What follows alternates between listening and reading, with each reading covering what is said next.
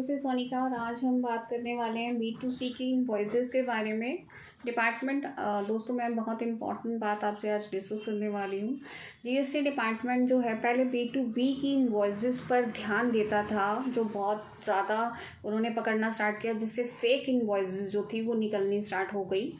अब GST department जो ध्यान दे रहा है वो B2C की इनवॉइसेस पे ध्यान दे रहा है। B2C की इनवॉइसेस क्या होती हैं, पहले तो मैं आपको ये बताती हूँ। B2C की इनवॉइसेस होती हैं जो आप B2C मतलब आप कच्चे का काम, मतलब अनरजिस्टर्ड डीलर्स को, कच्चे का नहीं कहूँगी मैं, अनरजिस्टर्ड डीलर्स को जो आप सेल करते हो उसे B2C में डाला जाता है। B2C में आपको अब क्या करना है, अब आपको प्रॉपर रिकॉर्ड B2C का रखना है, बिल नंबर वाइज। ध्यान से समझिएगा दोस्तों, बिल नंबर वाइज आपको B2C का सारा रिकॉर्ड रखना है, क्योंकि अब डिपार्टमेंट B2C पे कंसंट्रेट कर रहा है। क्योंकि B2B तो इजीली पता चल जाता है कि सीरियल नंबर क्या होता है। मान लीजिए आपने 10 बिल काटे 1 से लेकर 10 तक, 5 बिल आपके B2B के थे और 5 बिल आपके B2C के थे। आपने क्या किया, 5 बिलों का जो B2C था उसका अमाउंट कम कर दिया और उसको टैक्स कम पे करके आपने सबमिट करा दिया। ठीक है, अब ये जो B2C का बाइफिकेशन है ये डिपार्टमेंट आपसे मांग सकता है। बहुत ही ज़रूरी है कि आप अपनी B2C की सेल को बिल वाइज मेंटेन करके चलें। आप समझे मेरी बात को। मान लीजिए आपने 5 बिल B2C के काटे, उसमें से 2-3 बिल आप भूल गए किस पार्टी के थी, तब आप क्या करेंगे दोस्तों। ये सिर्फ एजुकेशन पर्पज़ के लिए है, आप प्लीज़ इसका गलत फ़ायदा ना उठाएं। ठीक है, तो अब आप B2C के जो बिल बचे, आप भूल गए 2 बिल्स को, 3 बिल जो बचे आप उन तीनों बिल्स को मैनेज करेंगे 5 बिलों के अंदर। राइट, आप समझिए मेरी बात को। जो अमाउंट्स हैं आप उनका बाइफिकेशन करेंगे, उनको 5 बिलों के अंदर दिखाएंगे। अब उनकी वैल्यूज़ को भी आप ऐसे डिस्ट्रीब्यूट करेंगे सो दैट आपको B2C में दिक्कत ना हो। ऐसे आपको B2C के बिलों का काम करना है। अगर आपको B2C के बिल्स आपके प्रॉपरली आपके पास डिटेल्ड है सारी, तो उसको प्रॉपरली सेव करके रखें, अदरवाइज़ आपको दिक्कत होगी B2C के बिलों में। और B2C के बिल जो है ना दोस्तों अब ज़्यादा पकड़े जाएंगे, क्योंकि अब जो केसेस लगेंगे अप्रैल से, अभी तक तो 19-20 के केस भी स्टार्ट हो चुके हैं। आप समझिए इस साल में जीएसटी डिपार्टमेंट ने 3 सालों को कवर किया है। 3 साल, 17-18 को भी कवर कर लिया, 18-19 को भी कवर कर लिया और 19-20 को भी कवर कर लिया। दोस्तों आप समझ रहे हैं। अब हमारे पास बचा है 20-21, 21-22 और 22-23। ये जो 3 साल हैं ये अगले अप्रैल से स्टार्ट हो जाने वाले हैं दोस्तों। और आप समझिए अगले 1.5 साल से, मतलब 3 साल आप समझिए, 20-21, 21-22 और 22-23। राइट, तो अब कौन सा साल बचा, 23-24 और 24-25। तो आप समझिए जीएसटी डिपार्टमेंट जो है वो तेज स्पीड से चल रहा है। वो अपने काम को, अपनी असेसमेंट्स को complete side by side complete करना चाहता है। वैसे एक बात सुनने में भी आई थी कि जीएसटी डिपार्टमेंट जो चाहता है, इनकम टैक्स की जैसे असेसमेंट होती है वैसे ही अब जीएसटी की असेसमेंट होनी स्टार्ट हो जाएगी।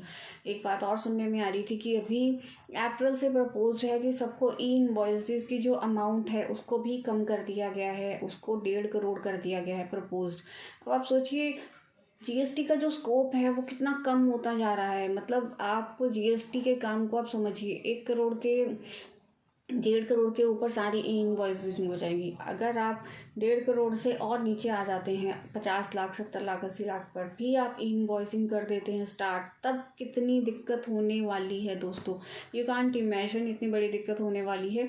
सबसे पहले तो जो बिजनेसमैन होगा वो बहुत ज़्यादा परेशान हो जाएगा, क्योंकि उसको सारी इनवॉइसेज जो है वो B2C की ऑनलाइन काटनी पड़ेंगी। वैसे एक फ़ायदा डिपार्टमेंट का है यहाँ पर कि टैक्स की जो चोरी होती है वो एग्जैक्टली पकड़ ली जाएगी, क्योंकि जब आप इनवॉइसिंग पोर्टल पे ही जाके करेंगे तो आप टैक्स की चोरी कैसे कर सकते हैं, चाहे वो B2C है चाहे वो B2B है। राइट, अब वो B2B है या B2C है, आप सारी इनवॉइसिंग जब आप पोर्टल पे जाके करेंगे तो आप टैक्स की चोरी कर ही नहीं पाएंगे। तो ये मेजर कदम जो उठाया जा रहा है वो इस वजह से ही उठाया जा रहा है कि टैक्स की चोरी को रोका जाए। आप समझिए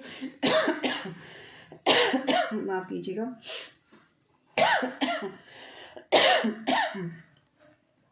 हमारा जीएसटी डिपार्टमेंट बहुत ही स्ट्रिक्ट है, बहुत एग्रेसिव है टैक्सेस को लेकर, रिवेन्यूज़ को जनरेट करने के लिए, रिवेन्यूज़ को कलेक्शन करने के लिए बहुत ज़्यादा एग्रेसिव है। और इसी वजह से बहुत सारे चेंजेस हो रहे हैं, बहुत सारी चीज़ें, बहुत सारे अपडेट्स आ रहे हैं, जिसकी वजह से वैसे कुछ नहीं, बहुत सारे बिजनेसमैन को, बहुत सारे बिजनेसेस को इम्पैक्ट करेगी ये सब बातें। क्योंकि जब 1.5 करोड़ के ऊपर इन्वॉइसिंग स्टार्ट हो जाएगी, ई इन्वॉइसिंग, तो आप समझिए कितनी बड़ी दिक्कत होने वाली है बिजनेसमैन को। क्योंकि हर बिज़नेस में 1-1.5 करोड़, मतलब आप समझिए हमारे इंडिया का ही अराउंड 50 नहीं कहूँगी मैं, अराउंड 70% जो बिज़नेस है वो 1 करोड़ के ऊपर का है। मतलब अराउंड 30-40% बिज़नेस डीलर जो हैं, जो छोटे हैं, जो 1 करोड़ के नीचे आते हैं, बाकी सारे के सारे 1 करोड़ के ऊपर आते हैं। इनवॉइसिंग करने से इतना ज़्यादा वर्कलोड हो जाएगा।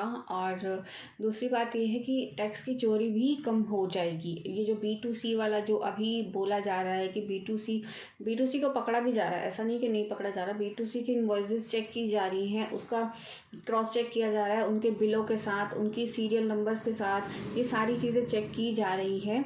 और इसी से ही GST की जो चोरी होती है, जो टैक्स की चोरी होती है, इन सबको पकड़ा जाएगा। कई बार तो क्या होता है दोस्तों, जैसे कुछ लोग कच्चे के बिल काट देते हैं, और कुछ लोग तो क्या करते हैं, उसकी सीरीज़ ही अलग होती है, उसकी सीरीज़ अलग होती है, उसकी सीरीज़ अलग होती है। तो ये सब चीज़ें जो हैं, इन सब पे कंट्रोल करने के लिए GST डिपार्टमेंट ये सारे कदम उठा रहा है। और आपको अपनी बुक्स को ध्यान से बनाना है, मैच कराना है। मैं आपको एक और बात कहूँगी कि आप अपनी बुक्स को GST और इनकम टैक्स दोनों को मैच कराइए आपस में। क्योंकि आगे चलते चलते क्या होगा, जब GST और इनकम टैक्स मैच नहीं होगा ना, तो बहुत बड़ा दिक्कत हो जाएगा, आपको बहुत बड़ी दिक्कत हो जाएगी। आपको नोटिस आ सकता है, क्योंकि GST और इनकम टैक्स मैच होना चाहिए। आपको पता है आपके इनकम टैक्स में जो सारी परचेज और सेल है वो GST से ही उठकर आती है। आप समझिए जी, इनकम टैक्स डिपार्टमेंट जो है वो कितने सारे सोर्सेज के साथ लिंक हो चुका है, जिसमें GST department, MCA department, banks हैं, और प्रॉपर्टी के जो रजिस्ट्रियाँ होती हैं वो हैं, शेयर ब्रोकर्स हैं, और बहुत सारी चीज़ें हैं जो इनकम टैक्स के साथ लिंक होती जा रही हैं। तो अगर आप अपनी इनकम टैक्स की बुक्स को अपनी GST की बुक्स के साथ मैच नहीं करेंगे तो आपको बहुत बड़ी दिक्कत होने वाली है। आने वाले टाइम में हो सकती है, अगर आप अभी नहीं करना चाहते तो वैसे तो हमेशा हर CA यही बोलेगा कि आप अपनी इनकम टैक्स, GST इन सबको मैच करके रखिए, क्योंकि बहुत बड़ी दिक्कत देता है। तो आई होप आपको ये B2C का प्रॉब्लम समझ आया होगा। आप अपने B2C वाले सारे बिल्स को एक एक्सेल में या फिर हार्ड कॉपी में प्रॉपरली रखिए, सो दैट कभी भी आपको ज़रूरत पड़े डिपार्टमेंट में सबमिट कराने की, इंफॉर्मेशन देने की, तो आप वहाँ पर अच्छे से सबमिट करा पाएँ। क्योंकि अब B2C मांगा जा रहा है, अब B2C की ही वेरिफिकेशन हो रही है। आप समझ रहे हैं मेरी बात को? पहले B2B की वेरिफिकेशन होती थी, अब B2C की वेरिफिकेशन हो रही है। तो दोस्तों आई होप आपको मेरा पॉइंट समझ आ गया होगा। तो हम मिलते हैं दोस्तों नेक्स्ट वीडियो में बहुत जल्दी, एंड थैंक यू।